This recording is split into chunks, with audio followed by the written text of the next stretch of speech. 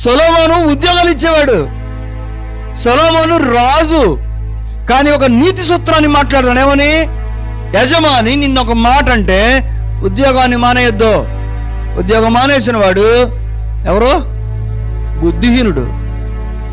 ఓర్పు గొప్ప ద్రోహ కార్యములు జరగకుండా చేయను. ఈ మాట అర్థం చేసుకోండి. ఓర్పు గొప్ప ద్రోహ కార్యములు జరగకుండా చేయను.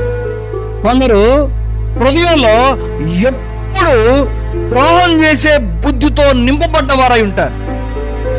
వాడికి వస్తే కీడు చేయడమే వచ్చింది. ఒక మహాతల్లి ఉంటుంది, ఆమె నోరు మాట్లాడితే ఆ ఒక్క మాట ఎన్ని కుటుంబాల్లో తగలబెడుతుందో. దానికి ఒక్కటే పరిష్కారం ఏంటో తెలుసా? అలాంటి వాళ్ళని కనిపెట్టి ఓర్పుగా ఉండటమే. వాడి నోటికి పని పెట్టేదాకా నువ్వు అవకాశం ఇవ్వకుండా వాడిని సహించడమే.